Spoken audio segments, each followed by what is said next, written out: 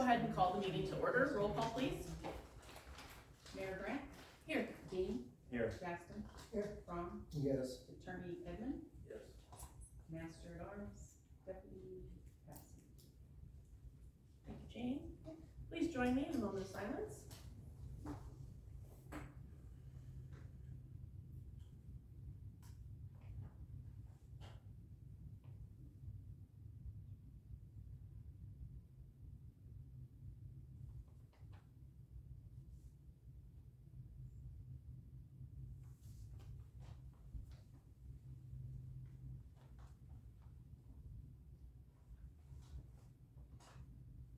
you. Join me in the Pledge of Allegiance, please. I pledge allegiance To the flag of the United States of America and to the republic for which it stands, one nation, under God, indivisible, with liberty and justice for all. A copy of the Open Meetings Act is posted on the wall in the lobby of the Crawford Public Library. It's also available in pamphlet form, and if you follow the link available in the agenda. Tonight's consent agenda has a few items in it. A is approve July 14th, 2026 regular meeting minutes, and July 15th and July 22nd, 2026 budget workshop minutes. B, approve Shauna Hosteen for part-time transportation driver at $15 per hour. C, approve deed for cemetery spaces, block 15, lot 4, and spaces 1 through 3 for Patricia Lutz. D, approve deed for cemetery spaces, block O, lot 39, and spaces 3 through 6 for Paul Schimick. E, approve advertising for bids for animal shelter services. F, approve engagement letter for legal services from Sabela Law Offices and its enactment and administration of the Vacant Property Registration Act. G, approve advertising for fuel and propane bids. H, approve resignation of Deputy Clerk Jody Bass. I, approve advertising for Deputy Clerk position. I would like to amend B, for Sean Honstein, part-time transportation driver, $15 an hour. That would be 20 to 25 hours a week, and it would be contingent on her passing the, employment drug screening and background check. Wonderful. With that amendment, I would make a motion to approve the consent agenda. Thank you. Do I have a second? I'll second the motion. Thank you, Gaston. Roll call. Dean? Yes. Jackson? Yes. Ron? Yes. Thank you. First would be reports from hospital, please.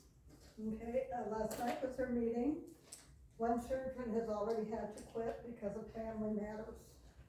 But they are interviewing another surgeon really soon. They didn't give a date. They received a grant for improvements. They will make a new place for the ambulance to park. And they will do some small renovations on the inside.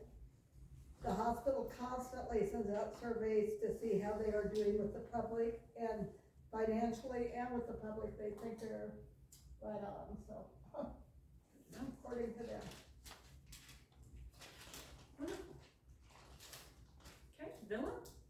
Not been the last one. Swan? Yeah, we had a meeting 2 weeks ago, I guess. We're just into our new budget year. Everything seems to be going well. A little bit of a concern on whether we budgeted enough for fuel. But, and then we had a resident show up and protest,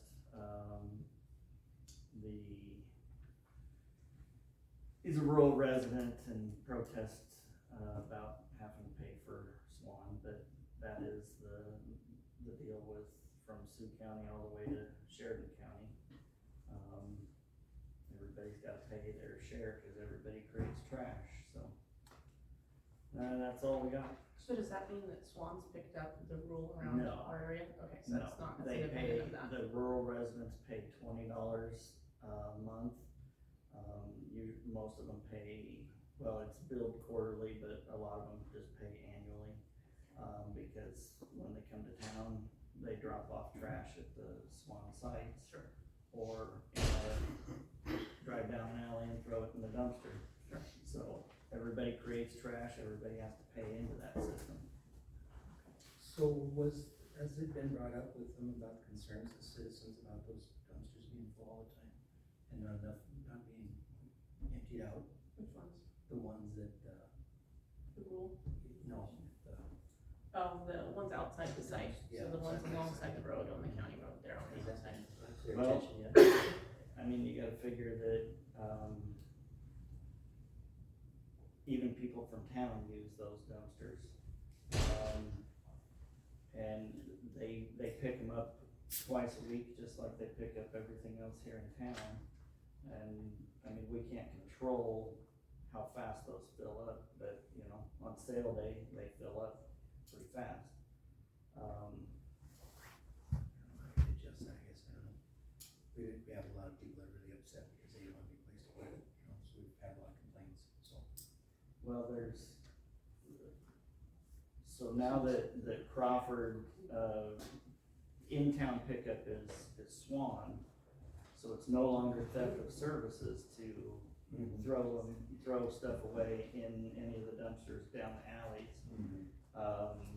We just ask that people don't throw stuff in commercial dumpsters, cause those people pay a lot more money for a certain yard size dumpster that is necessary for the size of their business, so please don't use the commercial dumpsters, but anything else in town, tan dumpsters, any tan dumpsters in town, non-commercial are free game, Could they pick up one more time a week? if you wanna pay more. Well, I mean, out at the site, Well, there's been a lot of complaints. I understand that, and I will address that, at our next meeting in September.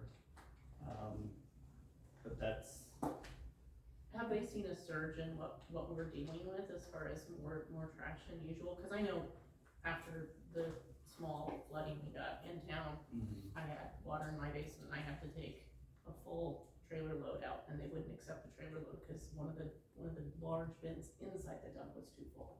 sure. So is that something, are they just seeing that much more at this time, or? So, as far as the roll-offs go, they pick those up, I believe, on Tuesdays. But, you know, Tommy is our local guy, if it's filling up fast, he has to call over there. Our roll-off drivers don't run on the weekends, so he's gotta call over there and have them come get it on Friday. But somebody rolls in there with a big dump trailer full of stuff and they can fill it up like that, and that's, I mean, Tommy, as far as I know, he can't see into the future, so, you know, that's just part of it. Now, what you can do is, because you're a Swan customer, if you've got a large, trailer full of stuff, you can always take it to Shadron. You know where that is. You can take it to, the Whitney site, you can take it to the Harrison site, because we're all Swan customers, so you can, if you wanna drive all the way to Gordon with it, you can take it over there too. That is the way this works, is Swan customers can dump at any Swan site. Yes, But why, like, commercial people have to pay to dump that stuff, I mean, even if you take it to the landfill, they still charge you to dump it up there. And as a commercial owner, I'm paying more for my dumpsters than just public wise. And Heritage Seed doesn't throw much away in the bin itself, or just the trash thing, but I got tons of stuff that needs to be taken care of, but I get charged on top of that with my own fuel to even deliver it up there. so I would have to refer to Jake, cause he's more up on those kind of policies than I am. But that is something that we should probably look into. What we are looking at though is these roofing companies that come in and fill up a dump trailer and then they wanna take it down here and dump it in the roll-off, and I believe that the new policy is no, they have to take it to Shadron, get weighed, and then they might even have to drive it all the way up to the. They do have to, For these commercial companies that's their job, they need to build that into, what they're charging. Because I agree, I mean, I've been down here many times with a trailer full of stuff and nope, can't take it today, better luck tomorrow, or, you know. right, So I know we did change that policy, or at least we talked about it, I think it went into effect. But, I will bring up your situation at our next meeting, but feel free if you wanna just call and talk to Jake. I have, Okay, yeah. okay. But I mean, another thing is like, if we try to haul it out there and throw it out there, just like you said, it's not possible to do that. Why can't they have another blue dumpster there that we could throw some? I've asked that question numerous times, and I get the same thing. I get, well, it's up to the site manager to make that phone call and get it emptied, or get a truck scheduled to come over and get it before it's overflowing, so that we continue with service. It doesn't always happen. Right. That's why I'm saying just an extra one sitting there. You know, he has one out front and then one that you can back up to. If we had another one there, that might relieve some pressure. I will bring it up again, I promise you that, Yeah. because I get just as frustrated as everybody else Okay. here. When you take the time to put it on your trailer, or put it in the back of your truck, and then there it is, and I don't wanna go unload it just to reload it, you know, so there it sits in the truck or on the trailer until I can get it offloaded.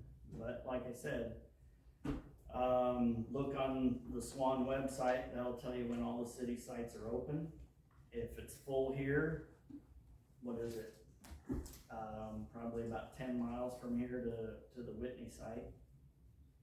You can roll in there and offload it. Tried that. Okay. Any further comments, questions? Okay, we'll go ahead and, thank you, Dean. We'll move on to NNDC. We have this meeting, once every other month. We just had our monthly, or every other month meeting this last Monday morning, where we have a new director. He's still working on getting his sea legs, and we, here recently, within the last 2 months, he's looked at all of our bylaws, and we're kind of rewriting everything and making sure that we are as up to date as possible. So we made some good progress on that at the last meeting. So nothing too community based as far as production, but it was good to get done. So other than that, that's all from NNDC. So we'll go ahead and move on to ordinances and resolutions. Number 6, discuss, approve, disapprove resolution 2026-19, which would be renewing LARM for 2026-2027 year. LARM is who serves us in the city's insurance. And we just recently kind of updated this year's insurance with them. We kind of had to do a prorated option for the changes that they need to make. So this is a lot of what we just discussed, but it is for this next business year. Any questions, comments? We are gonna do the 3 years and get the 5%, right? That is the only way to So get the you 5%. did the 3-year last year, so you can either do the 2 or the 3%. Oh, so, or not the 2 or the 3, the 2-year, which would be a 4%, or the 3-year, roll into that, another new 3-year for the 5% discount. You have to do this every year, you can't go 3 years and then renew it through the 3 years, or? Well, the renewal's every year. Well, that's what I'm wondering, is then why do they have a 3-year deal if it's only it's every year? So our rates change every year, so we kind of have to do it every year, but the idea of the three-year commitment is that in order to get the 5-year discount, we have to make that same agreement every year for 3 years straight. If not, it will be prorated. I mean, we'll get the lower discount if on the third year we decide to go do something different. So it's their way of holding us to what we need to when they adapt to the changes we need to make annually. So far, I'm pretty happy with them, so. Yeah. Did you get everything you needed for the, budgeting? Yes, I got the breakdowns, so I'm working on putting that into departments. There's errors of emissions on here. That doesn't take the place of the clerk bond though, does it? No, it does not. Okay, I think you're working on that, so. Yeah, I checked with Robin today. She's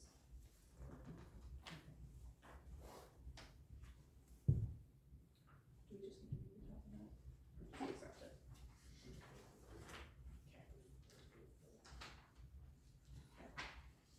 Okay. So we need to know with whoever wants to make that motion, which option you would like to have. It's a copy of this is in the packet.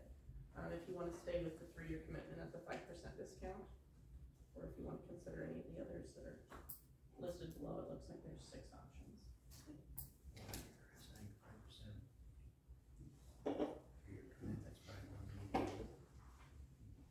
you wanna make that a motion? I will make that a motion that we, do the 3-year commitment, 5% discount. Okay. Accept Warren. Motion from, do I have a second? I'll second. Thank you, Dean, roll call. From, Yes. Dean, Yes. Jackson. Yes. 3-year 5%, all right, thank you much. Move on to number 7, unfinished business of preceding meetings. Discuss and disapprove advertising for bids on demolition of balloon building. We had a little confusion on whether we had that part of it done or not, and I don't know that we got that specific on actually setting up advertising for bids to make that happen. We discussed making that, like, moving forward with that as an option, but we didn't make that as advertising for bids. I'd say it needs to be removed by, September 1st? You want that in the advertising? Yeah, I think we need it gone before the wall gets here. I would agree. Liability wise, that's because they're coming through that area, yes. That's where they wanna park all the overflow, Yeah. right, in that field. Right. By the way, since we didn't get a hay contract and there's no hay, probably need to figure out how to mow that so that parking cars out there, doesn't start a fire. Sure. Is that something we can add as an additional advertisement since it's not listed on the? You could, Okay. Nobody's gonna. Yeah, true. Okay, do I have a motion? So how many weeks do we wanna advertise, and you wanna accept it probably by? Realistically, for the next meeting would be great, because I know that really limits on what we can have for advertising, but I'd like to give them as much time as possible to get that down before September 1st, we're already looking at getting into August, so. So you wanna accept it? August 11th. Yeah. Does that sound fair, Cal? Roy? Would you guys be in consideration of maybe fixing it instead of tearing it down? Cause you're gonna have, I don't know what the expenses are, but it might be a wash and you'd still have a building to use. I don't know what it costs to tear that down, but it won't be cheap.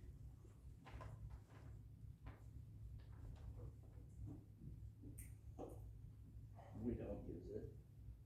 Haven't used it. When Kevin got up there to fix the roof the last time,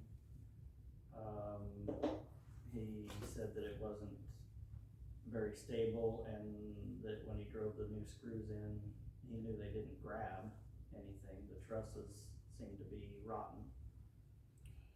Well, it might be worth having somebody look into it. It might be as cheap to fix it properly as it is to tear it down. And I know you don't use it, but it is a usable building that should have been used. there is electricity in there. It's a good shelter, it's a good place to store, city equipment that's sitting out there in the sun and deteriorate. It did have electricity at the Yes. time where we had I think it was the second time that the wind blew the whole south roof off. We had to have Electricity that all come- you know. disconnected because it blew off that part of it where that came in and was connected, so. I That's don't gonna think it'd be a affect the big deal rebuild to hook it back up. I'm just a suggestion. Sure. I think I think it's almost gonna be a wash by the time you put, and tin is very expensive right now, but, it might be a wash, cause ain't nobody gonna tear that down very cheap. Cause you got sidewalls that are concrete and, you may be able to fix it and actually have a usable building instead of letting our equipment deteriorate and for the same price. Well, I think the golf course uses it too. No, I don't think so. Yeah, we were storing. Okay, the golf course uses it. I don't know about that. All I know is George used to, store the grader and trucks and everything else in there, which prevented, for instance, the $6,800 worth of tires we had to put on the grader. That's sun rot, and that could be prevented if we had a building to put it in. Just an idea. Well, and there's tons of stuff out there at the old, golf course that is just a mess. Those two buildings are just skunk infested. And the roofs are caving in. I don't know what's stored out there, but it's really bad. If there's something that's salvageable out there, it could be used in that building also. By my house, yeah. They're horrible.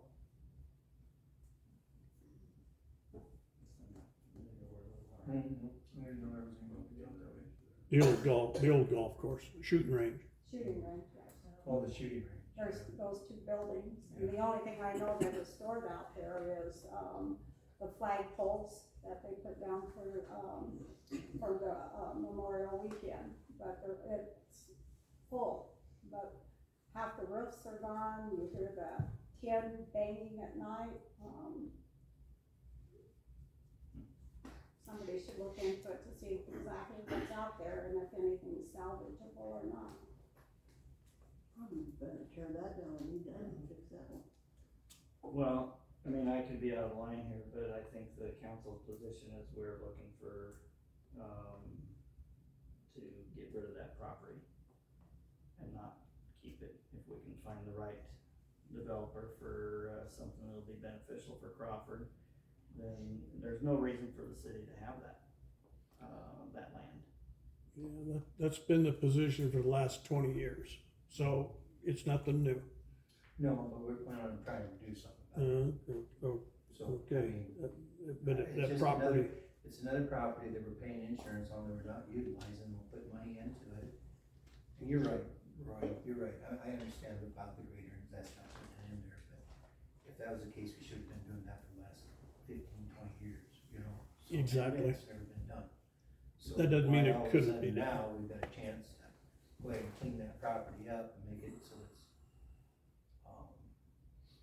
representable, I guess, for no better word, and try and to,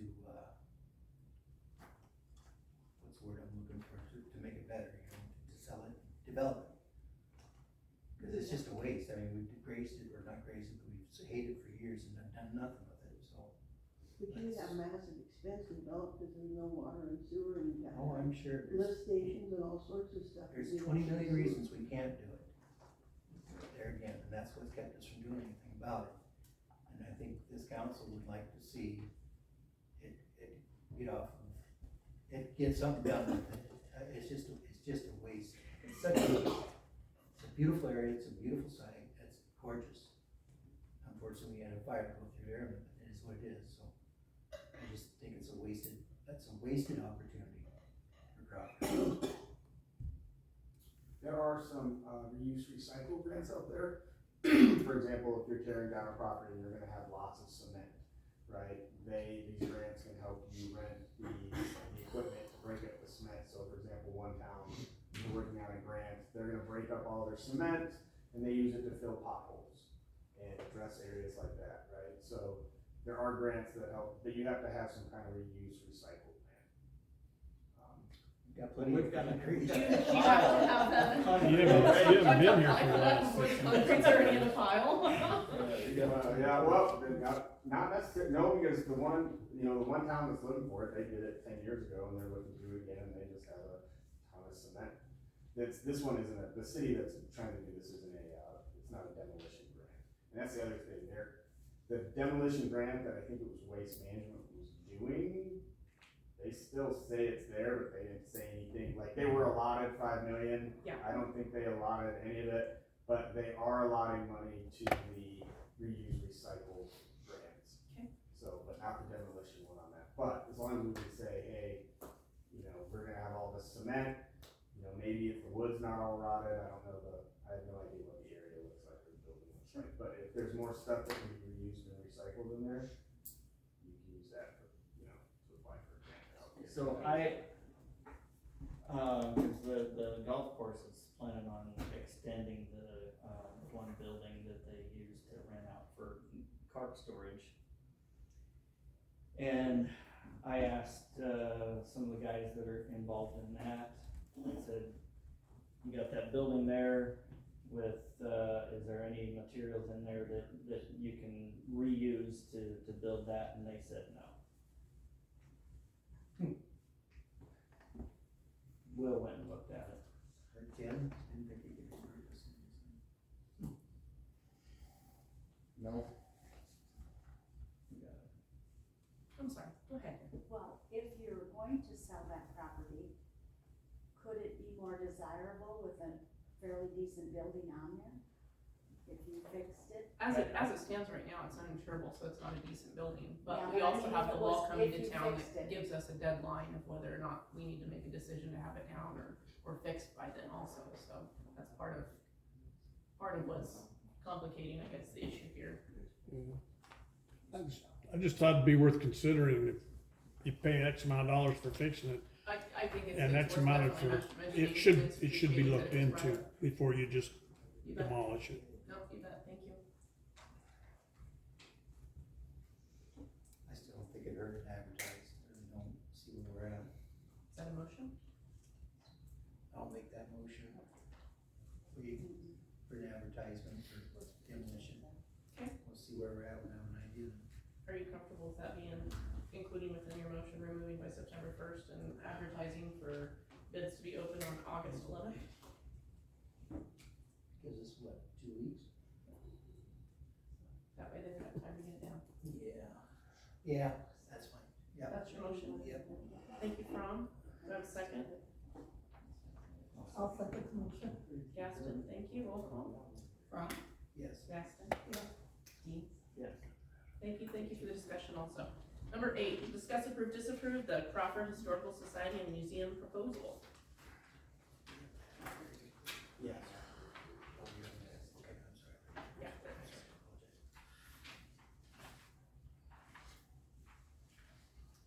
We have received a letter from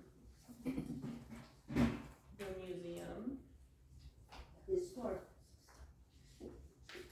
excuse me, Historical Society. Would you like to speak about it, Barb, then? Yes, we are submitting this proposal that we discussed at our meeting in April for us to be able to move into the RSVP space. In order to do that, we would pay the city $200 a month rent. The utilities, the Historical Society would continue to pay the utilities. We are now Mobius and NPPD. Country Electric indicated that they could merge the two services on either side of the building into one, and then the Historical Society would pay that together with our existing NPPD monthly bill. The insurance, the Historical Society would continue to pay the liability insurance, which we have been doing for years. The city would pay the building insurance, and a month that we would pay in rent would be able to cover a big portion of that building insurance payment that you guys pay under your umbrella. And, the building maintenance will be addressed on an as-needed basis. Currently, the stucco is falling off the front of the building, so there would be a need to address this issue soon. We have put in an application to the Nebraska State Historical Society to become a building on the National Historic Register. They responded to the original submittal saying we should hear back on or before August 10th. If we can get that on the historical registry, Nebraska has a preservation grant that I'm hoping we could tap into for that. And you know, our space, we are getting very crowded in our back rooms. We have a lot of exhibits coming in still this year. Even this summer, I think we've had 8 or 10 donations that we need to find a home for. And so we need that space. Of course, the National Historical Registry, it is a state process, so it will take some time, but I put in the application that the building is currently owned by the city, but there was flexibility in that if it would make an effect on us obtaining that historic registry designation. We have a letter or an email from Roger Campbell regarding the museum for support, if you want to read that. We all know Roger and love him, and he only looks for the good in Crawford, so I'm going to start off with his good. He says, fortunately Crawford has several assets that are meaningful to both the town and the region, including a great city park with the addition of the recreation areas and the tourist cabins. We have a wonderful city library, we have very active, engaged churches, we have a nice school system, and of course our historical museum. In his opinion, the History Museum is vital to our community and should be recognized as an important asset for the following reasons. For cultural preservation, it is the custodian of our culture, preserving artifacts and artwork that tell the stories of past civilizations and significant historical events in the life and the development of Crawford and the region. He goes on to say that we have learning opportunities, that the museum offers educational experiences that enhance the knowledge about history, art, and culture, and it has exhibits that engage the visitors and especially children. So our museum is a window into our past of our lives, showing us how people lived their lives and managed their struggles and accomplishment. Our museum does enrich our lives, custodians of our heritage, keepers of the human story of our forefathers, shows everyday objects in generation past, preserve and present heritage for the public, and it includes the first official photograph of Crawford taken on July 1st of 1886, the day the town was incorporated. So our local history societies do more than collect old things. They build community, identity, and understanding. They provide context for complementary issues, fostering continuity across the generations. Their work connects past events to present circumstances, offering a critical anchor in a rapidly changing world. So what steps we should take, of course, we're not sure, but, what is the vision, that we need for our community if we're not trying to fill all the buildings within our community? We have too many vacant ones, and by us, taking over the RSVP building, we have one less building that will be associated in our community, so. Any questions of me or us? So first of all, item number 2, merging the 2 electrical services, that's not a cheap thing to do. It will be fairly pricey. You were the one that volunteered to. No, I said it could be done, and that saves you $45 a month, because that's what they charge you for your meter. That would have to be gone through an electrical contractor, and Of course. and then the other issue is, the city has a $100,000 actual cash value policy on that building. That does not include anything, but if it gets hailed out, it's to pay for the demolition of the building and haul the rubble away. So,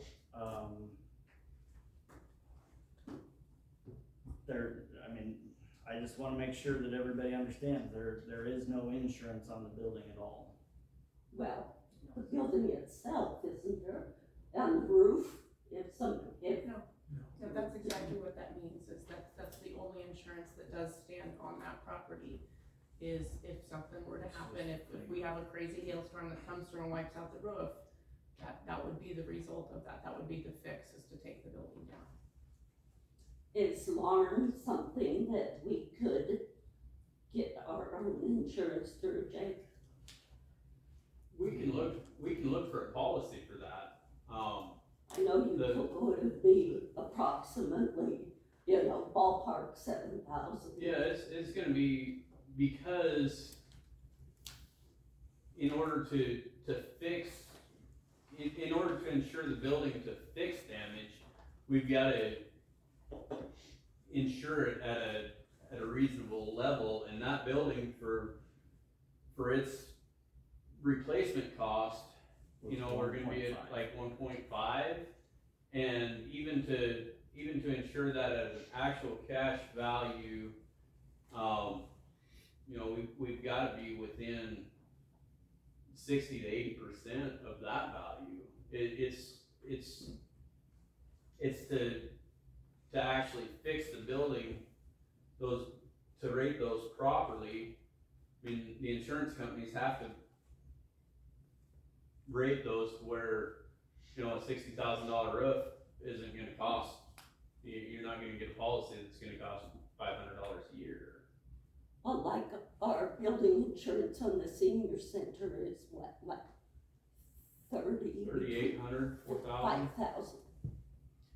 And comparatively, that's a very different building, the way it's constructed, how big it is, the demands of that building, if something were to happen, they're really fairly different buildings in that sense, especially where you mentioned that the building that the museum's in right now, the interest in the Historical Society. Now, something to keep in mind too is if it is part of the Historical Society, you have to keep it to a certain level it has to be fixed up to a certain level to stay on there. And they have a lot of requirements too. Yeah, you do qualify for some grants, but it has to stay at a certain level too. So that is, I would say, to be cautionary in that, just because that's a lot of liability to keep up on also. I know when we came and met with you, we also, part of the main reason why we wanted to meet with you is we wanted to find out a way so that we could sell the building to you, so you guys could do what you wanted with it. And it was said that you guys weren't interested in that, or that you couldn't make it happen. We had indicated that, we weren't interested in renting it to you, because we didn't feel that was fair to what you guys could afford. And correct me if I'm wrong, but we gave you the authority to move into the RSVP building at that time when we met. I don't I never interpreted it I that didn't way either. at all, and so we were not going to put the time and the effort forward and not have an agreement with you, to move forward. You guys asked us if it was okay to do it, we told you yes. And we never did receive a yes. Yes, we told you yes. In the meeting, that was what we had Yes. spoke about. But I will say, that meeting, coming out of it, I would agree that I don't feel like, as far as from my perspective, I didn't feel like a lot of things were understood at that table when we left, and that I found concerning. So when I got another email from you guys, that made sense to me that you were still questioning that. Because I do not believe that you heard us, and when we indicated what we indicated, that you heard that to be what you wanted it to be. So what are you telling us now?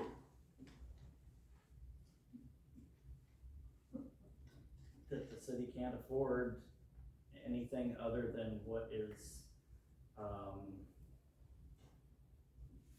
essential departments, and the museum isn't even a department of the city. So, but Where the do offer's all still on the Keno table. funds go For the city, Say that again? where do all the Keno funds for the city go? They're still there. If you don't approve them for, like, the O'Reilly, We spent 50,000+ on demolition of the, grandstands. Mm. which was, I would say. So you wanted, you want to give the building to us for $1, which is what the Historical Society gave it to you for. We spoke about asking if that was something that if we could make that arrangement happen, if we could, it's similar setup as to what we tried to do, what the city tried to do in the past with the Post Playhouse and the fire hall. Set up an arrangement where we could make it very cost effective for you to become owners. But before we did that, we wanted to make sure that that's a building that you could afford to have, maintain, and pay insurance on. And your rebuttal to that was that you couldn't. So we did not want to put you in a position where you could not afford what you needed to have. But the city also Then can't. you want to keep the building and kick us out. No, At no time have we ever said to kick you out. You have said that to us many times, but to clarify, once again, we have never said to kick you out. We would like you to own the building, or we would like to not own the building ourselves. But that in no way means to kick you out. Well, if we can't afford to keep it, I don't think there's anyone on this council or at this table that doesn't appreciate what you have, that doesn't value what you guys store in that building and the history that you've kept. I think it's a great thing, but we're very limited because it is independent of the city. It is not ours to run. There is only so much we can do to help. We wanted to be very cautious in how we approach this for that reason specifically. We wanted to make sure that we didn't put you in any trouble to lose what you have. So why can't you continue what you've been doing? cause the We're city looking can't to cut afford it. everything that we can cut to make sure that we can afford what we need to. Insurance, I'm sorry, say it again. the rent pays whatever insurance. She does, they don't pay No. rent at this time. No, the insurance was going up to $4,000 per million, and at 1.5 million, it's $6,000 a year. And the city does not have discretionary funds anymore. that building has stood since 1887, so I don't know as we would have to have full coverage like that, but So I guess what I'm hearing you say tonight that I did not hear when we met in our special meeting is that we can continue doing what we're doing and you're allowing us to use the RSVP building also, because that truly was not clear at anybody, because we all met the next day and not one of us heard that, yes, you may use the RSVP. That's why we decided to use it for just window display, because we were not gonna put people to work and get things set up and ready to say, and then all of a sudden, we did not have that. I thought you guys had moved in there, honestly. Nope, we decided When I said that, I Yeah, went what's to in the the window display? just That the you moved window in. display. So I guess my question with the whole deal is, if you're gonna pay him $200 rent, it's $300 more just to cover the insurance on it. Is that possible? Especially this year, we haven't had the number of visitors that we normally do due to the fire. A lot of Fort Robinson people canceled, and the heat. Welcome to every business in town. Yeah. We're all doing. You know, so I don't know if we, So the city's position at this time is we, as far, and please correct me if I'm speaking out of turn here, but we continued with this actual cash value policy because the city still owns the building.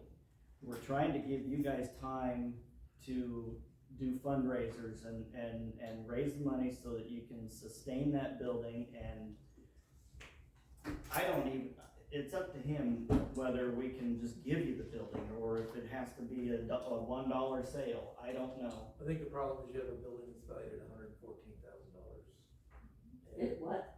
It's valued by the assessor at $114,000.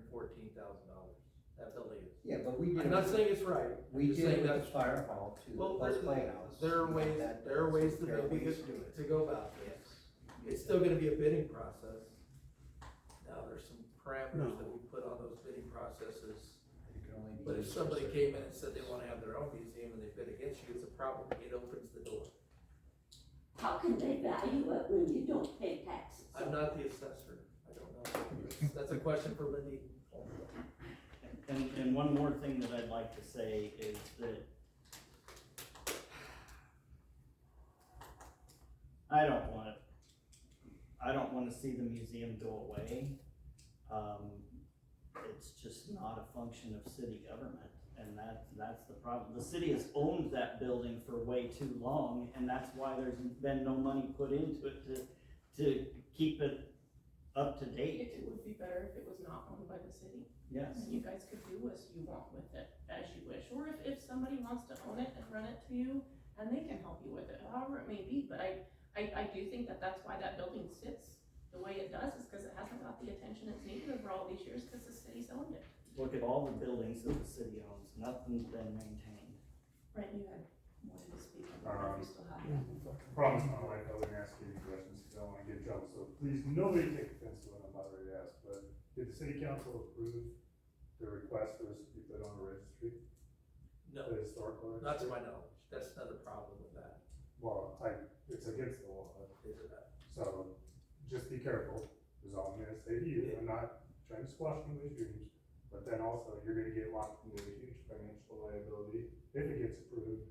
But then there's gonna become a legal battle because the city's gonna tell you they don't wanna pay for all the upkeep and the upgrades that it's gonna turn ugly real quick, so you guys need to I think that's. get together very that's quickly probably because you've already notified or put in a request Yeah, without their approval. I don't believe, and I don't know, If it's I don't with believe it the- could go any further without the city signing off on it. Either way, it should have never been put up for the request.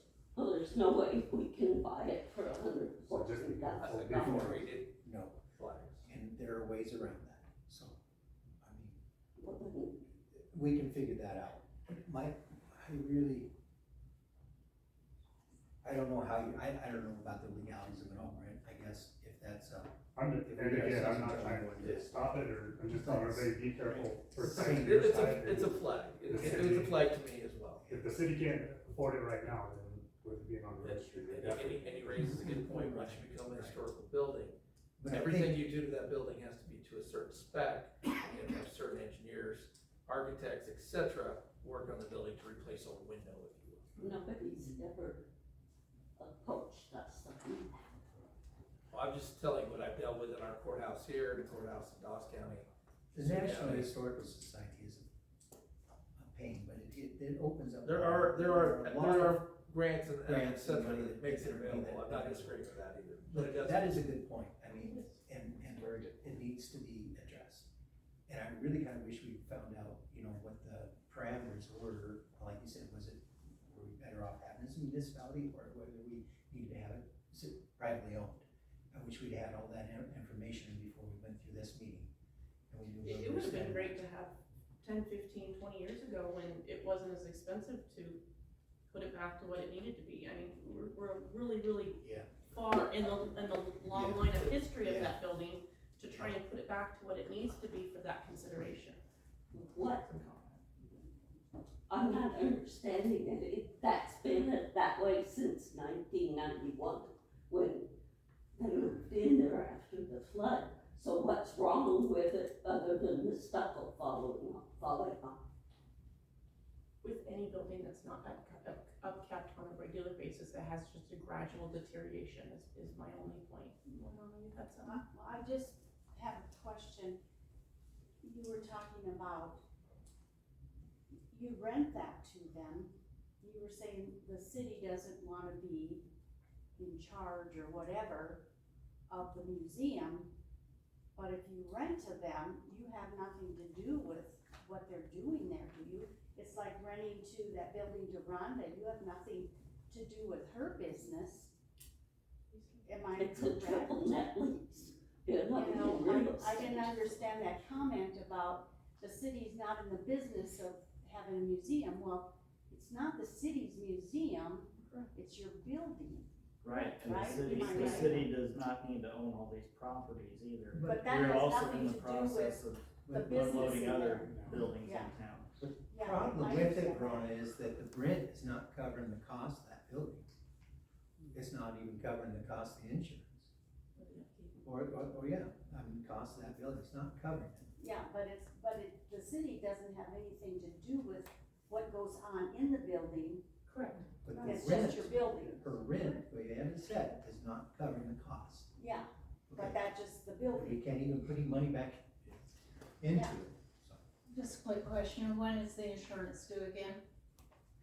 We pay it every month, so we have one large policy that covers the city buildings that we have designated to be at certain levels, and that's one great thing about LARM.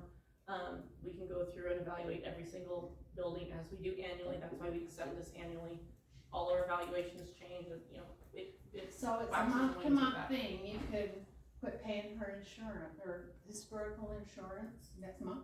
No, this I is, mean, I'm just it's all as asking. one large sum, and Jane will work with Jake to figure out, you know, maybe what the prorated rate is, so that we can find out what that rate would be that corresponds with her building, you know, if we wanted to, out of the total amount. I was just. But the way alarmed we that- pay that insurance is, it's one large bill that we pay 12 monthly installments on.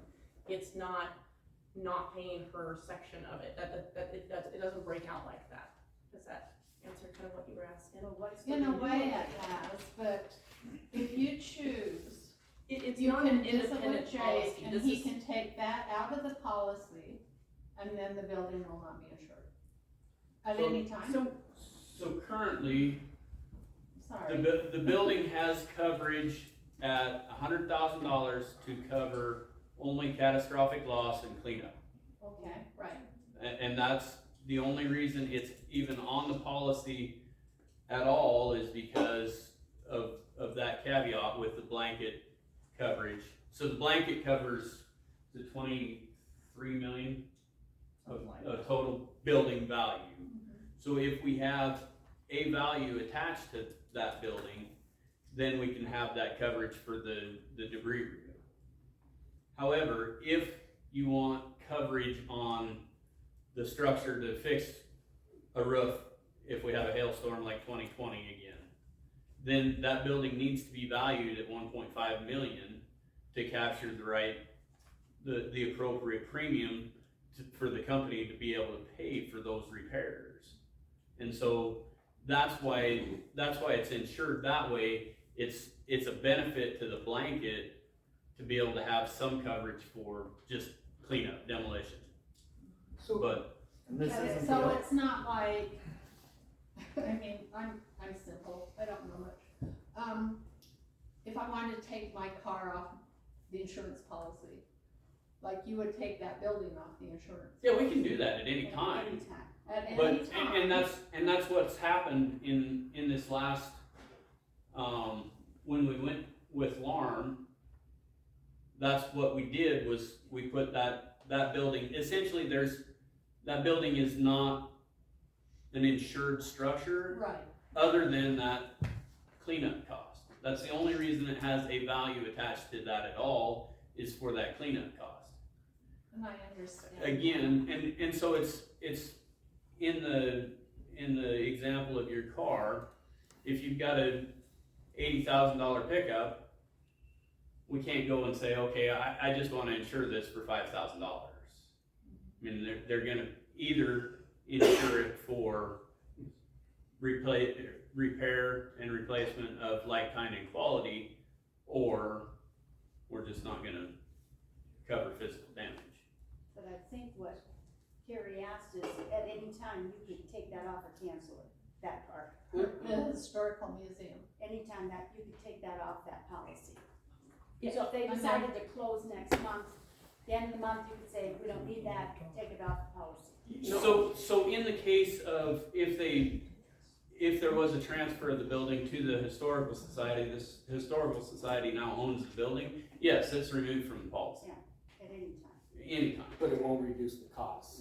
The The only problem cost is is the like, it's like if you have a cost that if your car gets totaled, you're gonna get. We You guys got have done with 20 insurance, You guys have aren't we? 20 cars, any Well, one then of let's those be cars done. gets totaled, you pay I'm $500. sorry, I just wanted to clarify. I understand, but we're kicking a dead horse here.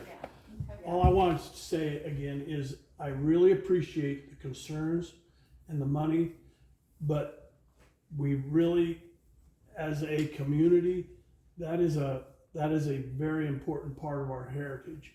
So if you guys can work something out, kudos. Thank you if you can work something out. But at the same time, that museum and our heritage is very important to the citizens that have lived here all our lives. I think this has been misconstrued, because this council does not want that museum going anywhere. That is not what our purpose is. But We are addressing the reality of our budget. And our budget is, we cannot afford that building. So I'm saying, if you can work something out, We're not getting Great. enough insurance, we're not getting it paid, we have gotta make a 10% cut across everything. So we've gotta figure this out. I propose, and I don't know if this is okay with you guys, but coming from me, and this is just my point of view, but I propose you give you till the 1st of October, that way you'll know what we're at, and we can figure out the parameters of this grant, or not the grant, but the history. You can move into the RSVP part, and then we'll figure it out. But we have got to get to the bottom of this. We need to figure this out. The city does not want to own this property anymore. It does not do us any good. Is that where the council is? You said We you would had- like for you guys to figure out how to own it and to maintain it and to run it. We wanna be done with it. as a citizen, I'm just saying, the community fathers owe somewhat to the community to preserve our heritage. Whether you can or not, I'm just saying, there is some duty there upon you guys to help preserve that. How it happens, I can't tell And you, I this don't know. community needs to step up and help. What's that? This community needs to step up and help them. They're not getting much in donations. Where are the community? The community knows. That's, It's very hard around Crawford to get the community to know what's really going on. okay, well, I am, Maybe I'm not beyond. have a town hall. Okay, thank you. We will leave it just as is. It'll be. So will we give them the right to move in? We did last time. We'll just reiterate today. Okay, you guys can move in. What we're doing. Same as last time. You guys can move in to the RSVP till the 1st of October. We've gotta get this figured out. Okay, we'll move on to new business, please. Number 9, PAD presentation regarding downtown revitalization, upgrading business frontages. Okay, hello everyone, my name is David Malenko, I am the grant manager out of Panhandle Area Development District, so we represent western Nebraska and helping with grants and development and things like that. Currently, I am managing a grant called Downtown Revitalization. Currently, I'm doing that in Gordon, Scottsbluff, and Sydney. So there's been interest in this program here in Crawford. The skinny of it is It's a reimbursement program where you can get 75% off facade improvements for businesses, for properties that are 50% commercially zoned. I've walked around downtown, I've spoke with Brian, I've heard there is interest in this in the town. So I'm gonna give kind of some of the particulars of the program. You know what, and since we're on the library, or the thing, I will talk about it. The only way I could see this being applicable for the program is if you were to have someone privately buy that building and then rent it to the historical society. To oversimplify things, if you're a nonprofit, you don't pay taxes, so you don't get the benefit of tax dollars, right? But if a private citizen owned it, and the building owner applied for the grant, that is a possibility. I don't know the state of the building, there's other details. But in a general sense, since we're on this conversation, and it was kind of talked about, we kind of mentioned it, that's the only way I could see it is if a private citizen could buy it and then rent it out. And then what the program offers is traditional facade definition, so no roofs. What we're talking about is windows, doors, resurfacing brick, resurfacing stucco. There are variants in this project. I mean, those are the basic kind of things. Could be a back door as long as it's exposed. It could be the back of the building. If the back of the building is exposed to the public, it is qualifiable. This project, as many CDBG, which stands for Community Development Block Grant, they have to be community driven. So we have to have a public hearing and show that, you know, this isn't just one rogue citizen pushing this, that this is something that the community wants. Most importantly, we as a city, if we decide to apply, have to figure out the minimum we can apply for is $250,000. So that's the 75% reimbursement. So if you tack on that other 25%, it means, do we have enough businesses in this town that are willing basically to cover that $83,000? That's what the 25% is. Now, it's not, generally no one does it as in all the communities put together in a big pot. It's, hey, we're gonna apply for this $250, my project costs $20,000, I pay my 25%, yours costs $100, you pay your 25%. But as a city, do we have $333,000 worth of projects? Or do we have $3,000 worth of businesses willing to pay that? I guess the first thing comes to my mind is the name alone says downtown revitalization. We've got businesses that are along our highway fronts that aren't quote unquote downtown. Are they still eligible for these? So or is it anyone in town that's business with frontage? Depends on our blight studies. Okay. So based on our blight studies, the area has to be blighted, which generally is not a problem. Towns under, I believe it's 800 are allowed to slow and blight the entire town. But if not, it's not really a problem. So for example, Scottsbluff was interesting because in Scottsbluff, we're basically doing Broadway. We're like a block or two off of Broadway, but it's like 14 to 23rd, I think, technically. And within that, oh geez, I just lost my train of thought. What was the question again?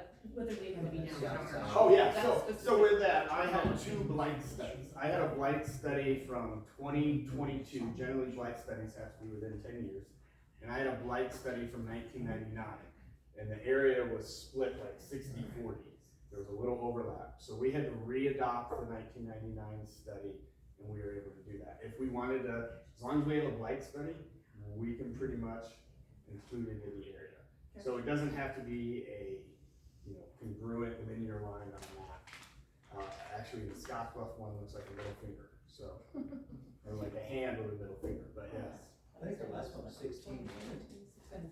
Yeah, so and if not, like I said, even that 1999 one, I've now had to go through all that fantastic legislation. You know, I think it's 40 or 50 years. If the average building of an area is over 50 years old, then it naturally qualifies as slow and blight. So, yeah, that part. Like I said, and then the big thing I like to think of is, you know, like I said, can we hit that 250 mark? Can we come up? I say with, you know, especially in towns like this, You want a few big fish. I would say the average project I've seen in doing this project is about $20,000 to $30,000. You know, when you're trying to spend that $250,000, do we have a couple that are gonna cost $80,000 or $100,000 to help get to that number? You have 2 years to spend it. The state, in my experience so far, has been generous with extensions, but like anything, you don't wanna have to rely on that. The time period would go like this, if we were to apply this year, and before I get into this real quick, cause I was in Oshkosh this morning, I wanted to make this clear, we don't have to apply this year. You know, it's going to be there next year. The last thing I wanna do is rush something through, and then Crawford takes an F from the state, cause we returned $200,000, right? What's that date range for this year? Yeah, so the application deadline is September 15th. Before that, we have to have a public hearing, with a 10-day notice, technically it's 12, but you don't count Sundays. So you do a public hearing with a 10-day notice, you show that it's community driven, the council approves it, then, you know, it's like 10 exhibits, I shared some. The grants at this point are pretty cookie cutter. You know, I customize them to the city, but it's the same bones, right?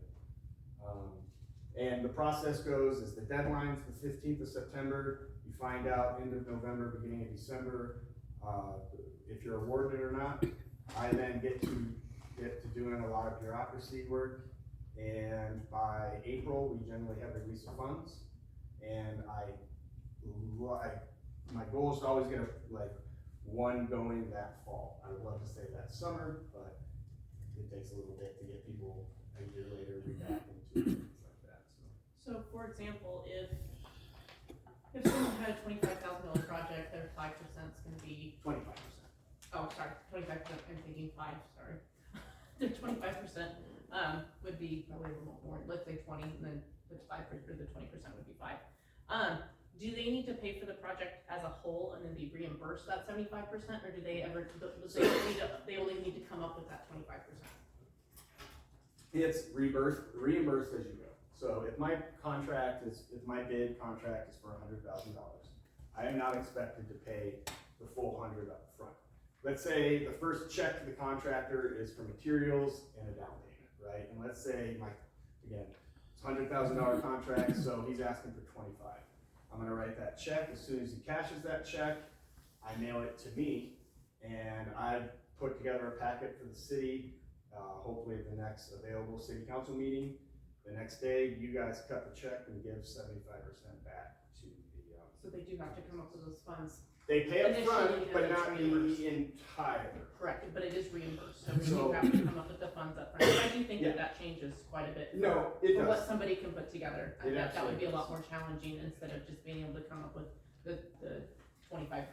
Which, But to have to cover it, and even if it just means covering it for 30 days, that's a big stretch. and it could be 60 too, depending on just Right. where it falls, where Right. when you cut your check, when the city council meetings happen. Okay. With that said, one of the things I want to talk about tonight to get rattling around in people's head.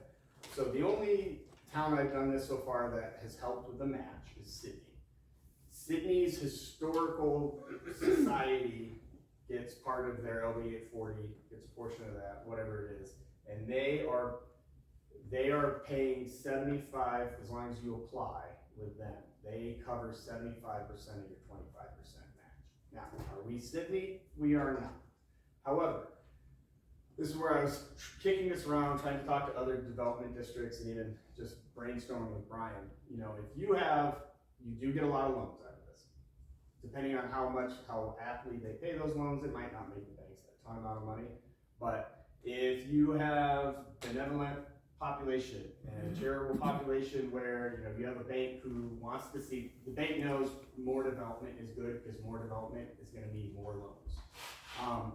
And the bank can donate 10 or whatever it is to a commission, association, whatever it is, the bank gets to write off their money, and then that association can set up a contract that can say, you know, hey, we're willing to help cover 25% of your 25%, right? Like if you get 20,000, then you put a cap on it and say, you know, we're going to help cover your match. We have a fund, it's like property area fund that does that stuff.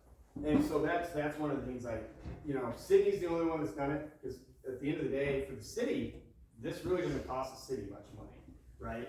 We do the administration, we apply, using PAD, you get, you know, we apply for free. If you get the grant, you don't have to procure someone to administer it. We get a waiver on it. We take the 35, which is 25 and 10 for admin and construction management. The most the city really does is occasionally you gotta talk to your lawyer and you're signing papers and signing checks. Depending on the city, you as a city though, do have to have that money.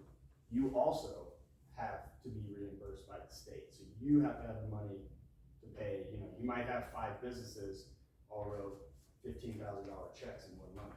You have to make sure you guys can cover that.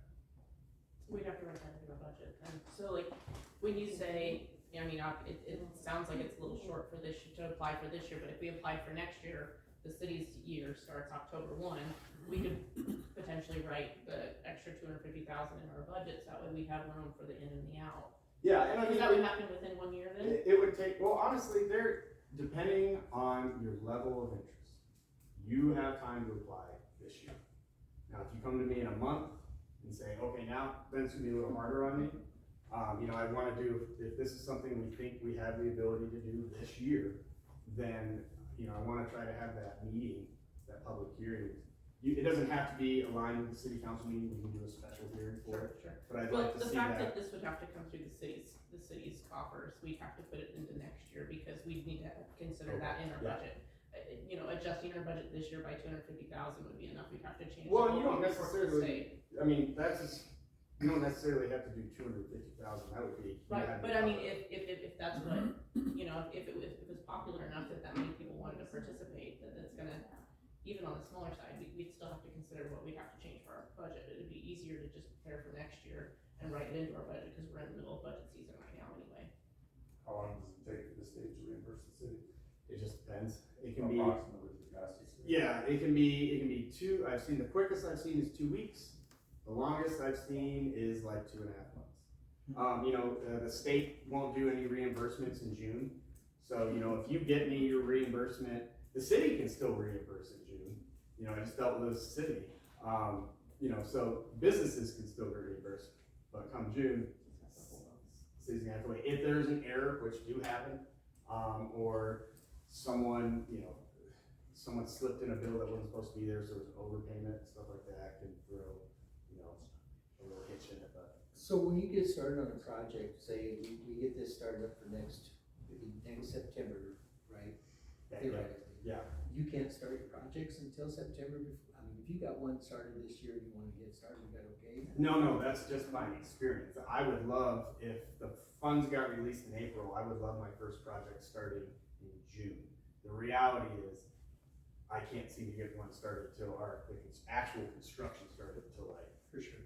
The fall. That has to do with ordering material, it has to do with making sure you checked all your boxes for the application. One of the things that's a big headache for people is you have to register in SAM.gov. So I have people to help.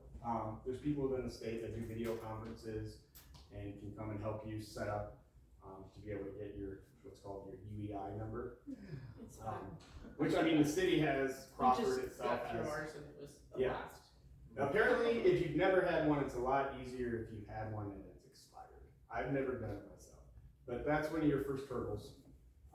You know, this is government money, so it's trust but verified.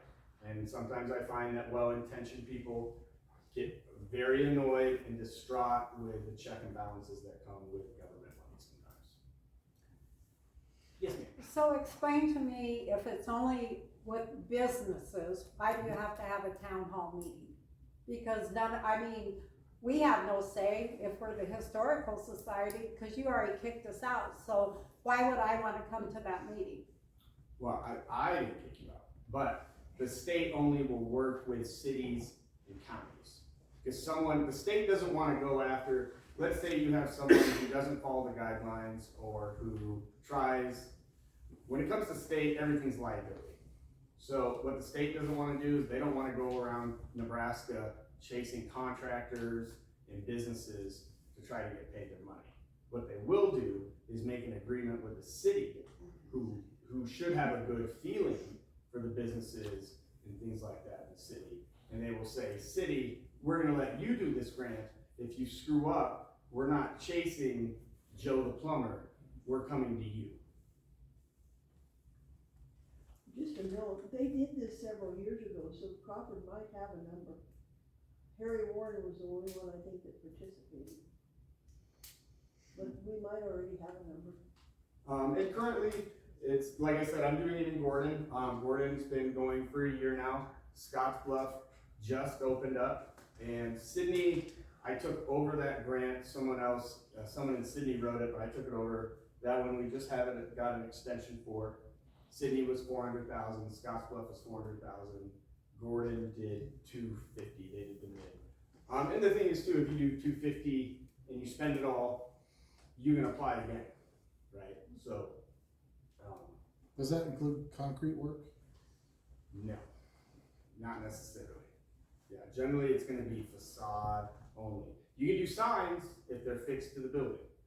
You can do, They have to be fixed to the building, they can't have like a, the sign has to be fixed to the building. So you can't have like the McDonald's pole 20 feet away from your building. so like I own a gas station up top and I don't have like a gas station sign, that doesn't include that?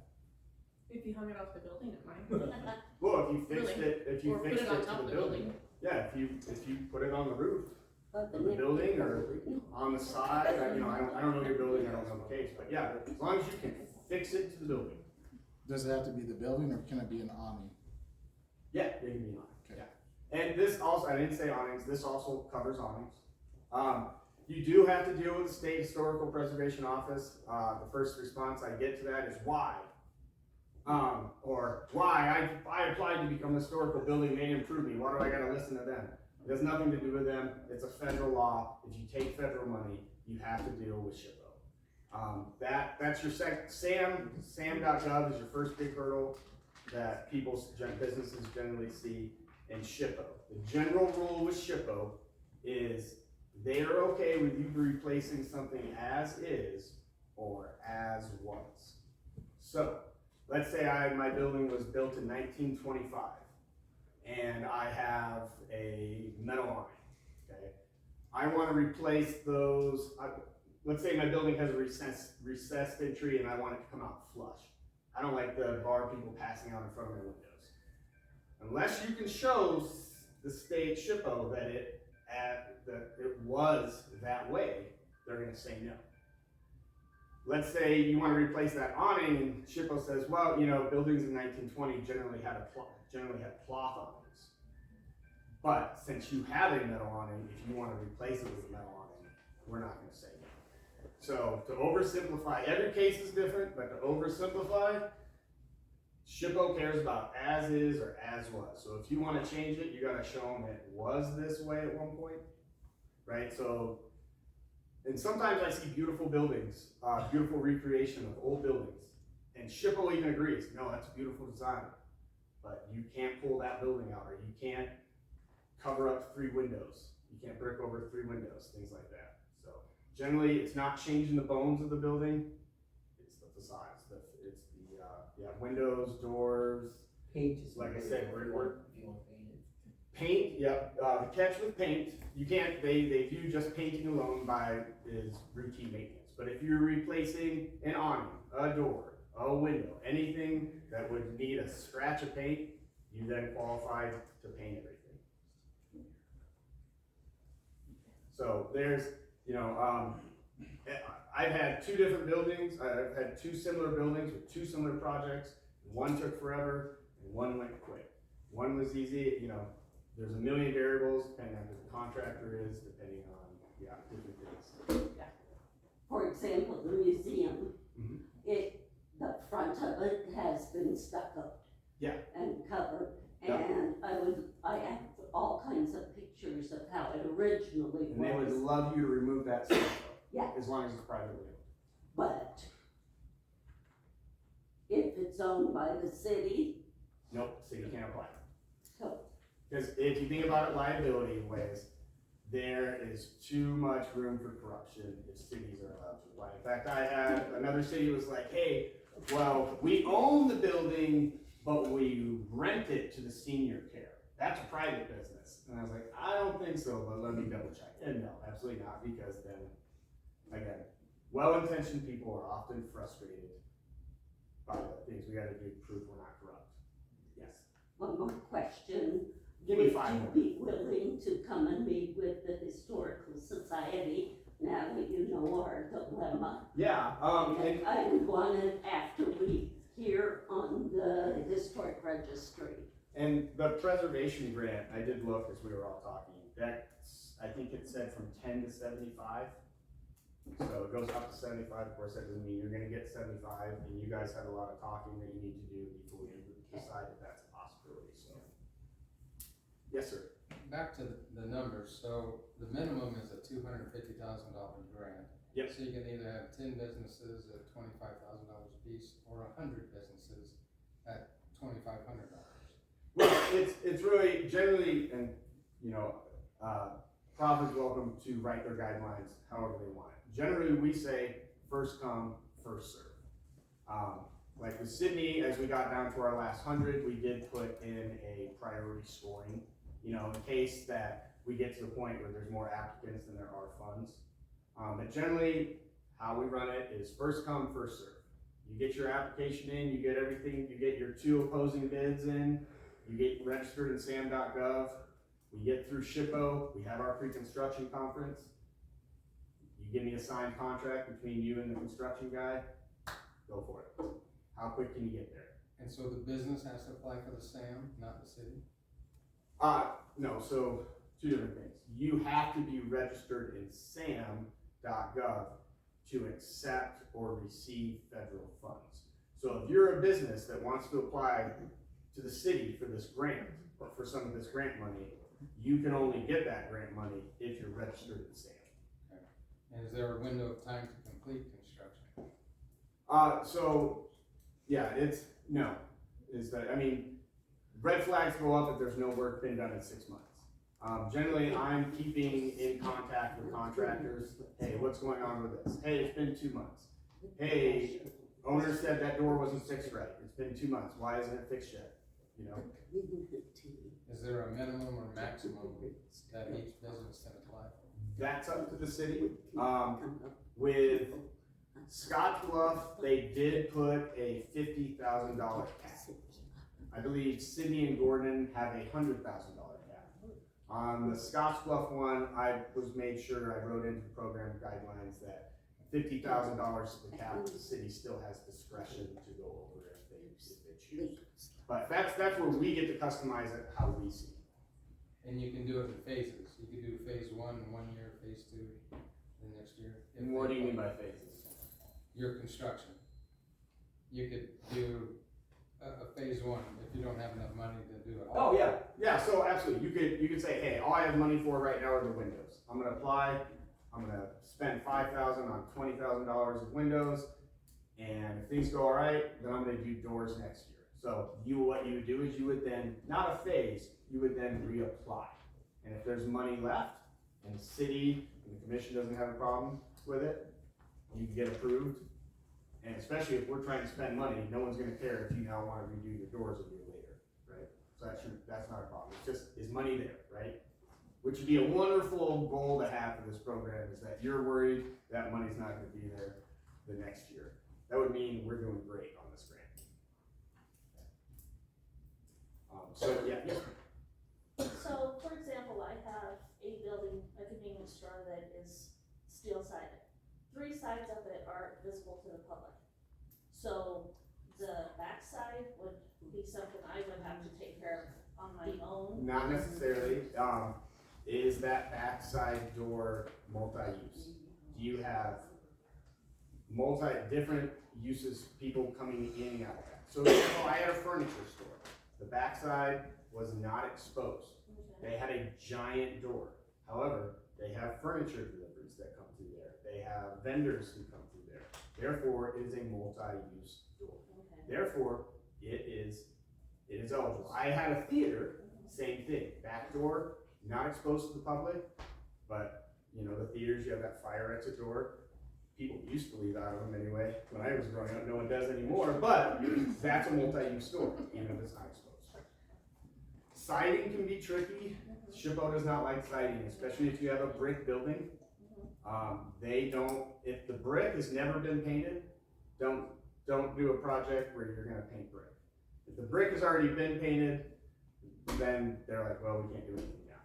But if you have a raw brick building, don't ask to put siding over it, and don't ask to paint it. So if you were to go back from, remove the paint back to the slate or the stone, Yeah. that would be something that would be eligible. As was, yep, as was. Yeah, and any more questions I can leave with business? I'm not sure I can spit this out the way it's in my head, but, as a business owner, as I have a contractor working on something, from my understanding, do I pay the contractor myself, or does that go through the city? Yeah, so you pay, so that's a great point. So it's basically, that contract is between you and that contractor. I am not a part of it. The city, for most purposes, are never gonna be a part of that. I had a town where a contractor and a business owner fell out on the quality of work, which happens all the time. I did my best to try to get them to a path where we could agree. They couldn't. Which part? I'm not a part of that contract. They gotta go to court. You know, if they've received money and, you know, they put in a door, the grant's not gonna pay to put in 2 doors. Be careful who you pick as your contractors, you know, detail what it is you want. What is the city's payout then? I guess I'm just not. The city doesn't make any money off of this. I Yeah. mean, they're talking about having to build it into their budget. We So- paid like the banking portion, so they're gonna take those funds and then we would help issue them and help you Great. get the reimbursement. Well, the state hold on to the funds. Grants are shown into the budget and shown out, so we have spending authority. Okay. So it shows the money coming in, so we can then write the check to reimburse. It's an in and out. So the way Nebraska does it, and I hear we are unique in our way of doing it this way. I hear we're not supposed to, but no one's stopping it. So the state doesn't want to chase that same thing, right? I understand. So so the state says, we're gonna hold on to the money, prove to us that you paid it all out and it's all legit, and then we'll pay you. And then you have to prove it to us. Well, they have to prove it to you first. Well, yeah. Yeah. Everybody, yeah. I understand. I wish it was the other way around. I wish the state would. Because the state is the critical one, and they're the second one. So if I make a mistake, it's the state that catches it. Because all the regulations that have to be approved are state regulations. I do believe that, yes, sir. Does the business have to be privately owned, or can it be an LLC or a C corp? Well, those are all, those are all private. Yep, they just can't, for most intents and purposes, it can't be a nonprofit. A political, so. Yeah. You know, a veterans bar probably wouldn't be able to apply, because I think those are nonprofits as well. So it can't be city owned, you know, yeah. It can be an LLC, that doesn't mean it's not privately owned though. So this is just like an equip program. A what? An equip program. Farmers and ranchers use it, they get cost sharing on their water line projects, stock tanks, etc. Oh, yeah, I don't know. David, thank you so much for coming. Yeah. Tonight we were kind of hoping just to introduce it and give you guys kind of the first opportunity to ask questions and kind of pick your brain, see if it's something you'd be interested in participating in. With the wonderful show up that we've had, and we've got over a dozen businesses here, that's wonderful to see. I don't see that it wouldn't be entirely appropriate for us to invite David back and have, not a council meeting, but just a direct meeting with David and our business owners, so you guys can really sit down and maybe come to the table with specific ideas and specific projects that you have in mind, so he can answer those questions as you know, now that you know what you know, you can go back to the drawing board and go back to your buildings and figure out what you might have interested in. And if that is something that you have interest in, again, thank you, Brian, for you headed this up. And you've been in contact with Pat and our representative in that direction, so thank you for bringing and making this happen tonight. And if you guys want to reach out to Brian, that way we have an idea of how many are actually interested in moving forward, and you know, maybe we'll just sometime in the next month or so have a sit-down meeting where we can invite David back And it can just be a meeting between David and the business owner, so that way it's not, it doesn't have to be, you know, the city in the middle, cause, you know, we're just the facilitators to make it happen, we're not the authority, so. It's pretty common that, you know, like Gordon, they had Subway in their basement. Sydney did a thing in a restaurant, Oshkosh is planning a thing in a restaurant. Tell people there'll be cake and pie, they're more likely to come. So you heard it from David, David's Yes. bringing cake and pie, so we'll have the next Yes. meeting, wherever we have the meeting, and I'm excited to have David's cake and pie. The big thing is though, to get talking, because as someone said earlier, and this was said in Oshkosh this morning, how do we get all these businesses to know about this? Well, we start talking about it. That's step one. So that's the big goal. If you know someone who owns a building in town, get to talk to them. I'm gonna leave some business cards with Brian here, so if anybody wants to call me or email me, that's not a problem. Other than that, thank you guys for your time. I look forward to working with you guys. Thank you. We'll just take a short recess and a short break, so if you guys want to come to the car, just look back and stuff.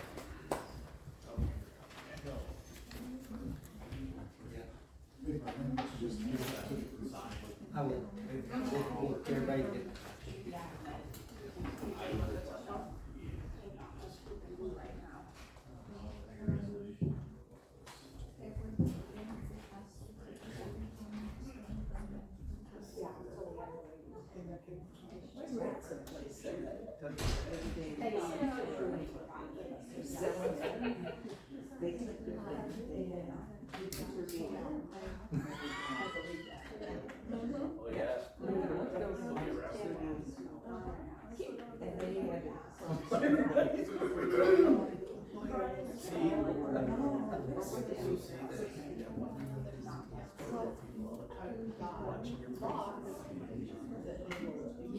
That's actually a really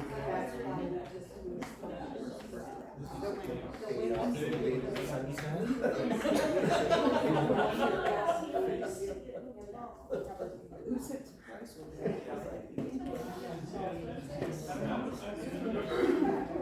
I got it. They sell it to some private person. Thank you. As opposed to 114.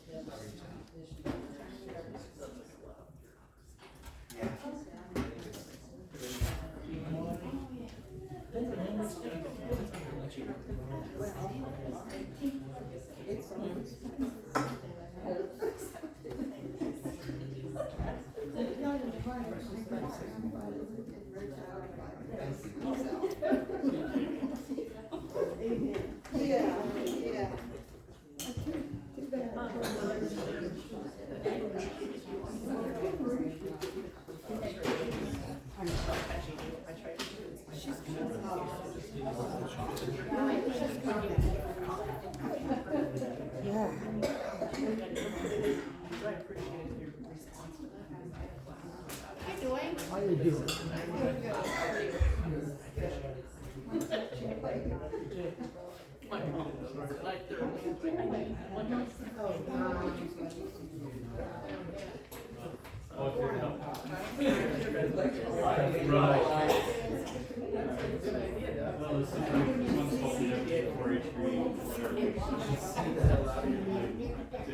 All right, thank you.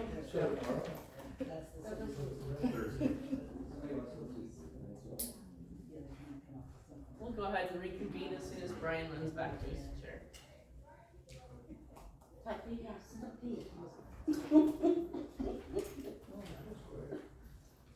He thought he did, he didn't. He's telling you it's time to go home. He didn't tell me. All right, we'll go ahead and reconvene at 7:33. We'll move on to item number 10, discuss approve, disapprove renewal of building rental contract with Ron Disney Waves at 250 Main. This is just, let's come up on our annual schedule. I think we made changes last year. Did we make changes last year? I don't think we did. That's what it was. That's a bill, yeah. Questions, comments, council?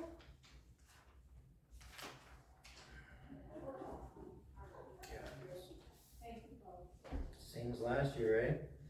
Yep, I think we do it every two Yeah. years, yeah. I don't think we make, Any changes? Oh, this was a one-year term? That's- Yep. So I make a motion that we approve the lease for Ron's new waves for 1 more year. No changes? Do I have a second? I'll second the motion. Thank you, Gaston. Roll call? Ron? Yes. Gaston. Yes. Dean, sorry. Yes. All right, number 11, discuss approve district resolution 2026-20, establishing the terms and conditions of the current city surplus sale. So, I guess my question is, pickup, do we want to consider doing the dial truck program? If so, we should pull that pickup, that F-250 off the sale. Remember what we were talking about? Column. I think, yeah, now it's kind of fuzzy, but I think I remember what you're talking about. In an effort to help clean up the town, there's Oh, yeah. there's a few other towns in our area that have a program called Dial a Truck. And you call up, you got a bunch of stuff in your yard that needs hauled away. The city would drop the truck off. You're in charge of filling it, sorting it, so that, when we pick it up the next morning, it's just take it to the dump and be done with it. So the vehicle would be used almost like a roll-off container, but more convenient, smaller, just something that the city can help make happen at a much cheaper cost than what Swan is. So we're Gonna tagging charge for a that while. onto this resolution that we're. He talked about pulling one of the vehicles off of his list for that, if we wanna Oh. consider that. That F-250 with the flatbed. I got you. Do you have your list of surplus? Yeah. Is that available? Right here. You can look at it in this packet with kind of.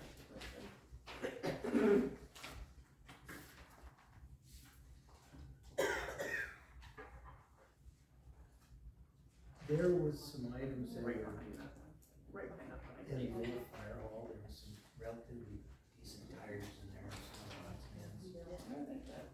Central Hudson property, somebody else's stuff in there.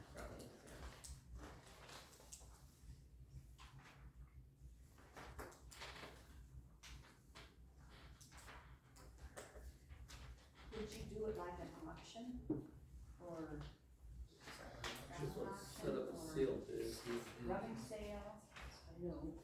Set up a sealed bids.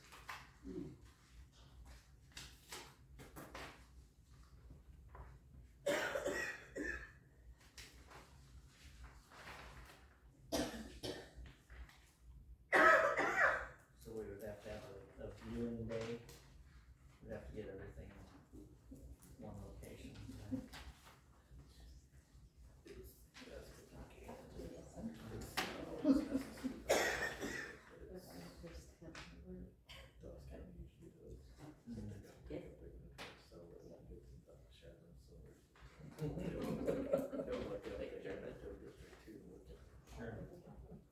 Is that a list made public?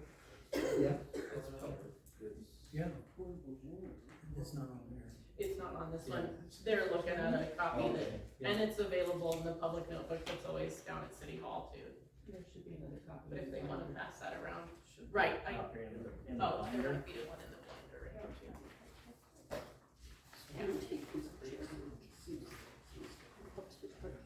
So my question is if we want to consider that dial truck program, then we should pull that pickup off the surplus list. Otherwise, then we'll just leave it on. So this is the, I just. for the surplus, the list is kind of changed there.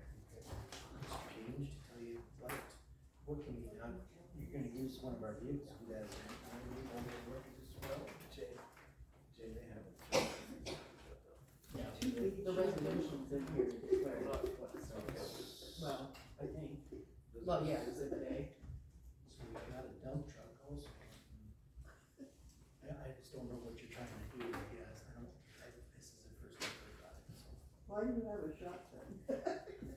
The sheriff's office released that to us, and it was from when we previously had a police department, so they've had custody of it for quite some time, and we couldn't tell you the history of it more than that. I don't even know if this Or is is left at the trade center? As a doorstop at the moment, but more than that, I don't have any proof of. I think that would sure part. If it's an option, we have to have a license. We have to make sure they're licensed, background checks and all that stuff. We can't, because we should. But this resolution was just pulled from another time, another sale, so we need to decide if all these terms are what we want. So is that actually a two-gauge? No, it's a 12 gauge. Okay, I was wondering, but do you think the typo? Yes. Oh, what was it called? What's the type? It's a I 12 think gauge. Chris must get it down, but I was like, I don't know. What this was, Jeff? Shatner. I've never heard of it. Call Shannon and talk to Jan. She runs that one. If you like to table it until next week, so you have a chance to. Yeah, I would It's like a- to look into it, I guess, a little bit and see, I Call mean, I Janet, know we've got other, she can tell you. we've got other equipment, I don't know why it's not a piece of equipment we have to insure and hold on to. I'm not sure, I guess, so you and I, we can talk about. Yeah, that's what we gotta do. At this time, we'll table number 11, we'll move on to 12, discuss, approve, disapprove the development of a resolution establishing the process of sale of Ponderosa Villa. No action. I'm sorry, I no have action. a question on that. What about our land? That's not included in this at this time. Yeah, that's not. That's But it was independent. deeded to the Ponderosa Villa Nursing Home. Correct. Yeah, It's just not included at this time. it'd just be the proper, the villa proper. So what questions, what do we need, Where what are we questions at? do we need to answer? Well, are we at the point where you wanna move forward to get a draft resolution out? Is that where you're at? Yeah.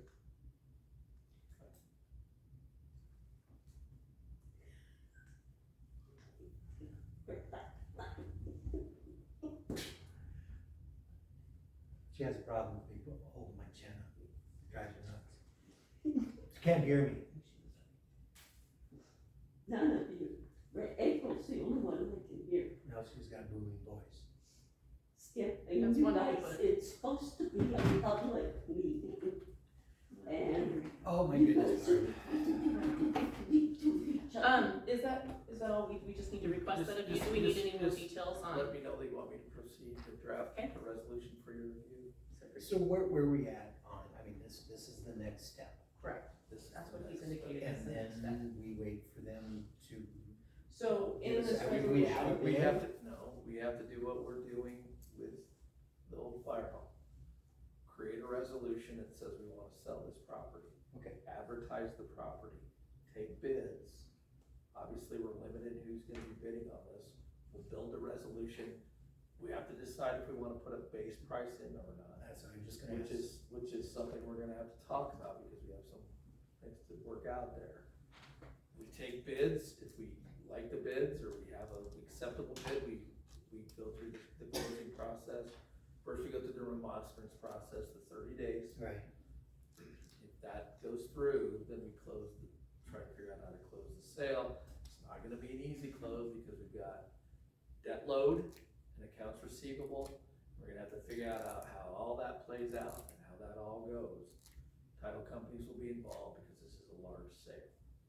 So, but the first step before you can sell anything is to create a resolution saying, yes, we wanna go forward. So do we have to have a set as a minimum, does there have to be a minimum? There on it? doesn't have to be a There minimum. doesn't. but we need to decide if we want one or not. You'll have to think about what you wanna do with that. And when is this gonna be decided? I mean, we're doing Well, this tonight? here's where we're at. Possibly have somebody interested, we need to keep this moving every meeting, at least 100%. discuss where we're at with it. 100%. So they know that that indeed we are, Would we make more progress if we came up with whether or not we want a minimum or not on this meeting? well, what I'll do is put a resolution together, you guys can feed me information, what you want to do, and we'll decide, because obviously, you have to approve a resolution at a meeting anyway. Okay, so as long as we direct you I'm to, not gonna put you on the spot tonight. Sure.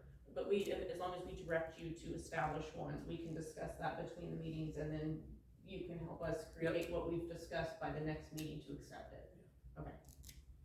So all we need is a motion to proceed. Direct me to Direct. draft a resolution. Sure. Yeah. So I make a motion that Adam draft a resolution towards sale of the Ponderosa Village. Thank you. Do I have a second? I'll second. Dean, roll call. Ron? Yes. Dean? Yes. Gaston? Yes. Thank you. Number 13 is public comment. There will be a 3-minute time limit per individual. Is anyone interested in public comment at this time? 2 questions. If you're not gonna sell the land, is there gonna be a perpetual ground lease for the building to sit on? So public comment is just for public comment, not to answer questions, But the ground we're talking about, that could possibly be sold, is where the villa is. Okay. What she was talking about is that section of ground north of town that sits out in the middle of the Badlands that we lease annually to the movies. So, just. Okay, and one other thing, would you, as the city by August 1st, get us a cost for us, the community, to purchase the building? That's like Monday. Well, okay, I'll give you till the next council meeting. What they'll have to do is, and again, I think we could maybe structure this kind of like we did with the old fire, okay? The concern I think that your organization has had is, can we afford to operate a building? I think the city, and No. from talk to them, they may make it. So we have a resolution that says we can sell it for X amount of dollars to a local historical society. We're the only game in town, so you're the only one to be bidding on it, okay? The concern is if you have enough patrons that are willing to say, yes, we're willing to commit to you, like from my experience in Harrison, again, that's completely owned by the Historical Society. They have commitments from different individuals in the community, which built the new building that we have. It wasn't something they had money laying around, and it certainly wasn't the Village of Harrison, wasn't the county, but there were benefactors that said, here we are, we'll help you do this. So, and I don't know what your base with that is, Barb. I think you probably have one. Maybe you just gotta find some of them and say, hey, if you're willing, let's do something about Well, this. I'm gonna go to the community. Sure. Since the Absolutely. city can't work with this on it, so I mean, you guys need it gone. I'm not saying you're kicking us out, I'm just saying. It's your language though, Barb, that we won't work with you. We Well- have tried working with you. You can't work with us, how's that? That's still. I think Because you don't have the I funds. think finances are the constraint. Right, financially, you can't work with us. So I'm gonna go to the community. I just did an article on the Memorial Hospital. The city, the private citizens bought the hospital. So I'm hoping we can go to the community, and if you will give us a cost, we'll get it off your books and on ours.